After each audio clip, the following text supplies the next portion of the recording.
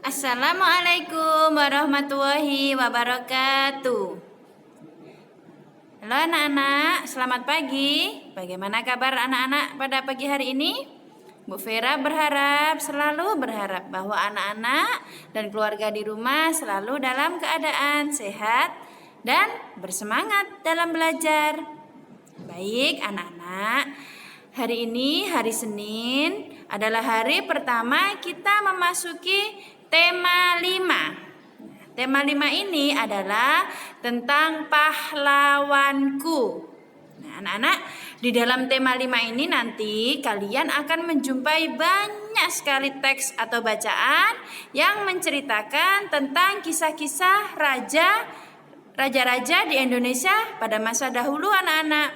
Ada raja-raja kerajaan Hindu, ada raja-raja kerajaan Buddha, dan raja-raja kerajaan bercorak Islam. Jadi Bu Vera sangat-sangat berharap Ananda banyak-banyak meluangkan waktu untuk membaca kisah-kisah tersebut. Selain itu nanti akan sebagai tabungan materi Ananda, juga menambah wawasan Ananda secara umum ya. Jadi untuk tema 5 ini harus lebih bersemangat dalam membaca buku bacaan yang ada di pelajaran tema 5. Baik anak-anakku sayang, pada video pembelajaran ini Bu Vera akan membahas pelajaran bahasa Indonesia di tema 5 subtema 1. Jadi sebelum kita mulai, mari kita bersama-sama seperti biasa ya baca basmalah. Bismillahirrohmanirrohim. Semoga anak-anak mudah dalam memahami penjelasan Bu Guru. Amin ya rabbal alamin.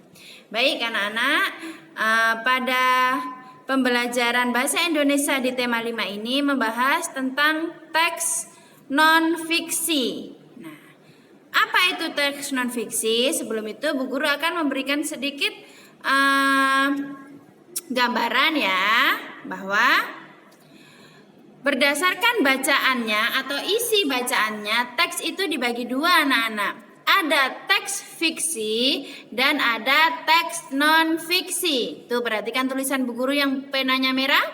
Teks fiksi adalah teks yang berisi cerita hayalan atau imajinasi atau fiktif. Artinya tidak benar-benar terjadi ya. Teks fiksi sudah kita bahas di tema berapa sayang? Ya betul, di tema 4 kemarin. Teks fiksi itu dongeng ya, seperti sage, mite, fabel, parabel, legenda dan lain sebagainya, itu teks fiksi.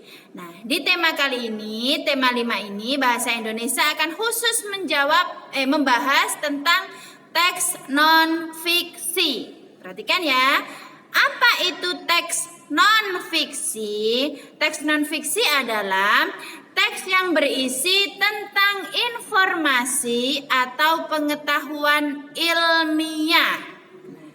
Lebih jauh lagi atau lebih khusus, teks non-fiksi itu merupakan teks yang berisi kejadian sebenarnya dan bersifat informatif.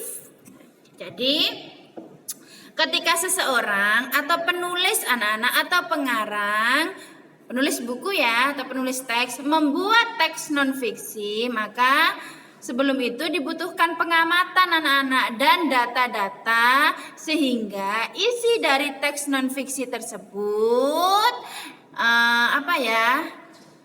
dapat dipertanggungjawabkan isinya. Jadi isinya tidak sesuka hati pengarang anak-anak, tidak sesuka hati penulisnya seperti teks fiksi ya. Kalau teks fiksi kan hayalan pengarang, imajinasi pengarang. Tapi kalau teks non-fiksi berarti teks yang dibuat harus benar-benar berdasarkan kenyataan. Maka itu diperlukan pengamatan dan diperlukan data-data yang akurat dan dapat dipertanggungjawabkan kebenarannya. Gitu ya anak-anak. Nah, teks non-fiksi ini penulisannya pada umumnya menggunakan bahasa baku ya anak-anak. Nah, sekarang contoh-contoh teks non-fiksi. Nah, coba itu diperhatikan contoh non-fiksi antara lain. Yang pertama adalah laporan.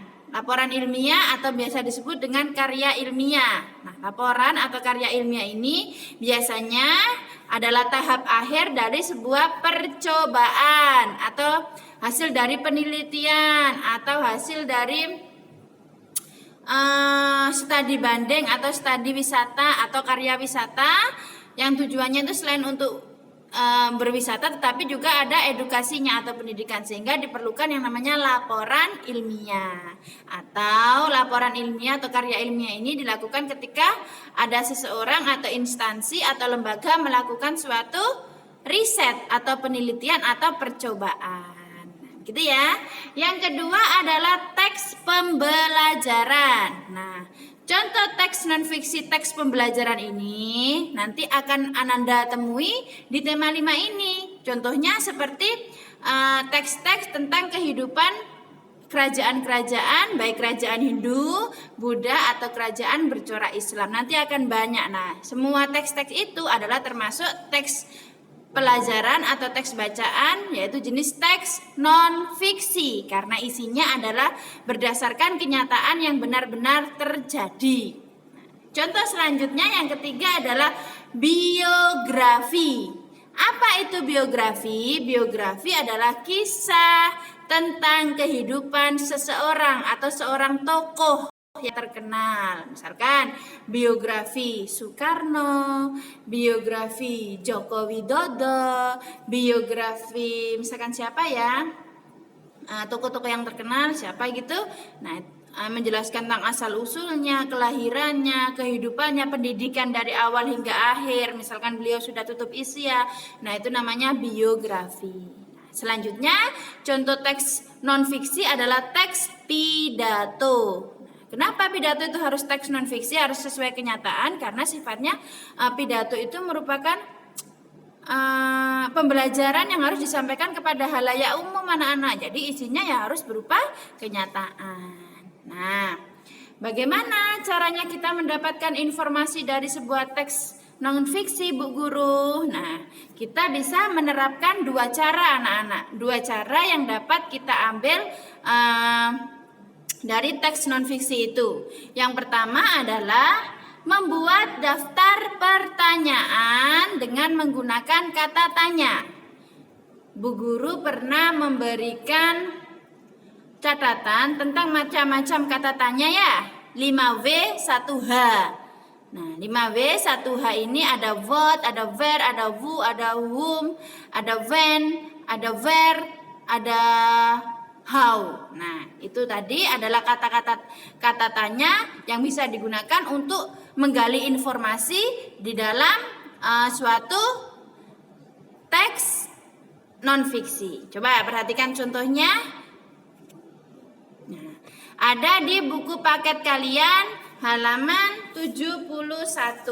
Coba disimak ya, Bu Guru juga lihat dari sini. Nah, anak-anak, suatu informasi penting dalam suatu teks itu dapat kita peroleh jika kita membacanya dengan sungguh-sungguh anak-anak. Kita baca dengan seksama, dengan cermat, kemudian kita temukan kata kunci di setiap paragrafnya. Nah, kata kunci itulah anak-anak adalah kata yang penting untuk mengetahui apa sih informasi penting yang akan disampaikan dalam teks tersebut.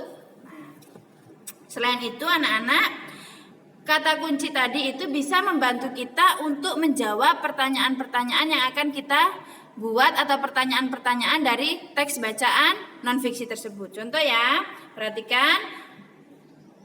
Apa itu adalah kata tanya untuk menanyakan benda atau peristiwa.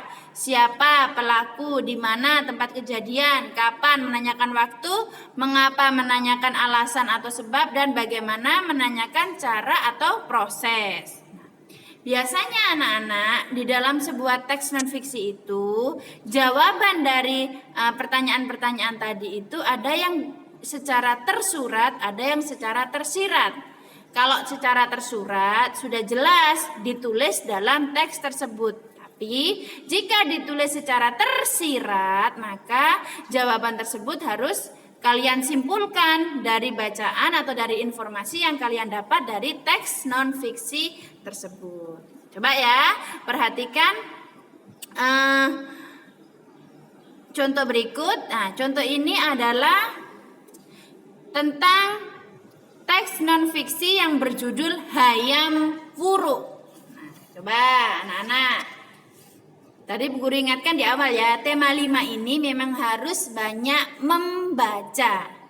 Jadi nanti Bu Guru tidak bisa memberikan semua kisah yang ada di dalam tema 5 ini. Jadi mohon sekali Ananda bersemangat untuk membaca kisah-kisah yang ada di tema 5 untuk menambah pengetahuan Ananda tentang sejarah di Indonesia. Nah, anak-anak, siapa Hayam Wuruk itu? Nah, nanti ada pertanyaan-pertanyaan yang seperti itu, atau misalkan dibalik tentang pokoknya yang menyangkut tentang Hayam Wuruk. Tapi terlebih dahulu harus dibaca supaya anak-anak bisa menjawab pertanyaan yang meliputi 5W1H tadi ya. Kita baca sekilas. Hayam Wuruk itu merupakan raja keempat kerajaan Majapahit. Pada saat Hayam Wuruk menjadi raja, Majapahit mencapai masa kejayaan anak-anak. Hubungannya dengan kerajaan sekitar bagus, hubungannya dengan rakyat bagus karena beliau terkenal sangat bijaksana dan dekat dengan rakyatnya. Nah, untuk meningkatkan pertanian di daerah tertinggal anak-anak, Hayam Wuruk itu memerintahkan untuk membangun sebuah bendungan atau tanggul dan saluran air untuk irigasi sawah. Nah, selain itu, Majapahit itu juga dikenal sebagai kerajaan maritim, juga terkenal sebagai kerajaan agraris. Nah, apa itu agraris? Seperti pembahasan IPS tema 4 kemarin ya. Agraris adalah mayoritas penduduknya atau rakyatnya bekerja sebagai petani atau bercocok tanam. Nah, dari teks non-fiksi yang berjudul Hayam Wuruk tadi, ini kisah nyata ya anak-anak, benar-benar terjadi di Indonesia pada zaman dahulu sekali. Akan ada pertanyaan yang bisa Ananda jawab. Contoh nomor 1, siapakah nama raja keempat? Siapa tadi nama kerajaan raja keempat di Majapahit? Betul, Hayam Wuruk. Nah, kapan kerajaan Majapahit mencapai masa kejayaan? Siapa? Pada masa Raja Hayam Wuruk. Yang ketiga, bagaimana sikap Hayam Wuruk kepada rakyatnya? Bagaimana? Bijaksana dan sangat perhatian. Selanjutnya, apa yang dilakukan Hayam Wuruk untuk meningkatkan pertanian di daerah tertinggal? Apa tadi? Betul, memerintahkan untuk membangun tanggul atau sistem saluran irigasi untuk sawah. Kemudian yang terakhir, pada masa kejayaan Majapahit menjadi agraris. Apa yang dimaksud dengan agraris? Agraris tadi apa? Betul, mayoritas rakyatnya atau penduduknya bekerja sebagai bertani atau bercocok tanam. Itu ya maksudnya bahasa Indonesia di sini tuh teks non-fiksi itu teks tentang kenyataan, benar-benar terjadi. Nah, karena ini tematik anak-anak, maka harus terkait. Pembelajaran-pelajaran IPS itu membahas tentang kisah raja-raja terdahulu di Indonesia, baik kerajaan Hindu, Buddha, dan Islam. Sehingga bacaan yang ada di pelajaran bahasa Indonesia adalah tentang raja-raja yang ada di pelajaran IPS. Begitu pelajaran tematik. Oh iya ya Bu Guru. Nah, nanti PKN bahasa apa Bu? PKN itu membahas sikap-sikap kepahlawanan yang sesuai dengan Pancasila dan kisah-kisah raja di Indonesia. Begitu ya sayang ya. Nah selanjutnya tadi yang kedua adalah sedangkan cara yang kedua untuk mengetahui informasi dari teks non-fiksi adalah menyajikan dalam bentuk peta pikiran. Kemarin pada pelajaran apa ya, tema 4 apa Bu Guru kok lupa ya. Bu Guru sudah meminta anak-anak membuat sebuah peta pikiran. Oh bahasa Indonesia ya, bahasa Indonesia teks fiksi tentang serigala yang tamak. Nah membuat peta pikiran. Nah, peta pikiran itu seperti ini jenisnya, cuma jenis teksnya berbeda. Di tema 5 ini jenis teksnya tadi apa sayang? Betul, teks non-fiksi. Nah, terlebih dahulu, apa itu peta pikiran? Peta pikiran merupakan suatu cara untuk menyampaikan ide, gagasan, atau informasi dalam bentuk diagram. Ya, seperti kotak-kotak itu ya, atau bentuk lain sesuai dengan kreativitas Ananda. Nah, penyajian informasi melalui peta pikiran ini anak-anak bertujuan atau diharapkan dapat membantu anak-anak untuk dapat lebih memahami, memperdalam informasi yang ada dalam teks non-fiksi tersebut. Nah, perhatikan ya, untuk teks non-fiksi yang kita ambil atau kita bahas selanjutnya adalah Sultan Hasanuddin. Nah, pada paragraf pertama disebutkan tentang riwayat hidup atau daftar riwayat hidup atau identitas dari Sultan Hasanuddin. Nah, Sultan Hasanuddin itu siapa sih anak-anak? Nah, coba ya dibaca dulu sebentar. Sultan Hasanuddin itu adalah Sultan dari Kerajaan Gowa di Makassar, Sulawesi. Sultan Hasanuddin adalah anak kedua dari Raja Gowa yang bernama Sultan Malikus Said. Bu Guru bacain sekilas ya, nanti anak-anak baca sendiri. Nah, Sultan Hasanuddin ini anak-anak memimpin kerajaan Gowa untuk melawan penjajahan Belanda yang ingin menguasai perdagangan rempah-rempah di sana, anak-anak di Gowa maksudnya ya. Nah, Belanda memiliki julukan khusus untuk Sultan Hasanuddin ini anak-anak, yaitu ayam jantan dari timur. Kenapa dijuluki demikian? Karena Sultan Hasanuddin ini adalah raja yang terkenal sengit melawan penjajahan Belanda. Nah, suatu hari anak-anak ada pengkhianatan dari raja yang ada di Gowa sana juga, namanya Raja Alu Palaka yang bekerja sama dengan Belanda, padahal dia orang Indonesia anak-anak. Nah, kemudian karena pengkhianatan itu Belanda berhasil membuat lemah atau mendesak kekuatan Sultan Hasanuddin. Akhirnya Sultan Hasanuddin dan Belanda membuat sebuah perjanjian yang disebut dengan Perjanjian Bongaya. Nah, perjanjian ini anak-anak dijadikan Sultan Hasanuddin sebagai taktik untuk mengumpulkan kekuatan lagi untuk akhirnya dapat melawan Belanda agar semakin sedikit atau mengurangi korban jiwa. Begitu ya sayang. Nah, bagaimana kita dapat membuat peta pikirannya? Nah, itu ada di halaman 90. Tuh peta pikirannya. Di tengah ada gambar siapa itu beliau? Betul, itu adalah Sultan Hasanuddin. Nah, peta pikirannya meliputi tentang bacaan teks non-fiksi yang berjudul Sultan Hasanuddin tadi ya. Nah, peta pikirannya ada siapa saja? Ada nama toko. Nama tokonya siapa? Sultan Hasanuddin. Kerajaan yang dipimpin, Kerajaan Gowa. Dari mana sayang? Dari Makassar atau Sulawesi. Julukannya siapa Sultan Hasanuddin? Ayam jantan dari timur. Daerah asal toko dari mana? Dari Makassar, Sulawesi. Kemudian perjuangan yang dilakukan oleh Sultan Hasanuddin atau oleh toko tersebut apa? Melawan penjajahan Belanda yang ingin menguasai perdagangan rempah-rempah. Nah, perjanjian yang dibuat apa tadi? Perjanjian Bongaya. Nah, peta pikiran ini berisi tentang informasi penting yang ada di teks non-fiksi yang berjudul Sultan Hasanuddin, sehingga anak-anak lebih mudah mengingat poin-poin penting atau informasi penting dari teks non-fiksi. Itu ya anak-anak.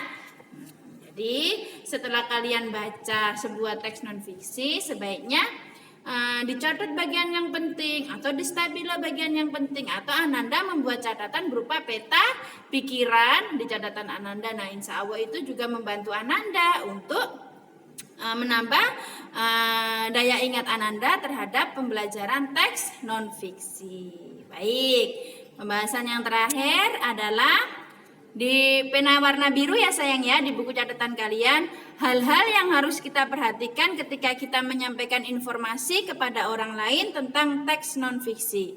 Yang pertama, terlebih dahulu kita harus benar-benar membaca dengan cermat, dengan seksama bacaan tersebut untuk mendapatkan pandangan-pandangan umum atau gambaran umum dari teks tersebut. Kemudian yang kedua adalah mencatat hal-hal yang penting dari bacaan tersebut. Sudah dicatat. Kemudian yang ketiga adalah menuliskan ringkasan informasi berdasarkan pada informasi yang kita dapat dari teks non-fiksi tersebut. Kemudian yang terakhir, yang keempat adalah menyampaikan informasi yang kita dapat dari teks tersebut dengan runtut, dengan baik, dan dengan benar. Jadi tidak boleh ditambahkan atau dikurangkan karena teks non-fiksi itu adalah teks yang berdasarkan kenyataan. Baik ya anak-anak. Demikian pembahasan teks non-fiksi untuk bahasa Indonesia tema 5 subtema 1. Jadi semoga video kali ini membuat Ananda semakin penasaran untuk membaca kisah-kisah selanjutnya tentang kerajaan-kerajaan Hindu, Buddha atau bercorak Islam di Indonesia. Silakan baca bukunya sehingga ketika Bu Guru memberikan video pembelajaran baik pelajaran bahasa Indonesia atau pelajaran yang lain, Ananda sudah paham tentang kisah-kisah tersebut. Terima kasih Ananda. Mohon maaf jika banyak kekurangan dari Bu Guru harap Ananda selalu semangat belajar, jaga kesehatan, bantu orang tua, dan yang penting kerjakanlah sholat. Kurangi waktunya mengerjakan hal-hal yang tidak bermanfaat. Terima kasih sayang. Bu Guru akhiri. Assalamualaikum warahmatullahi wabarakatuh.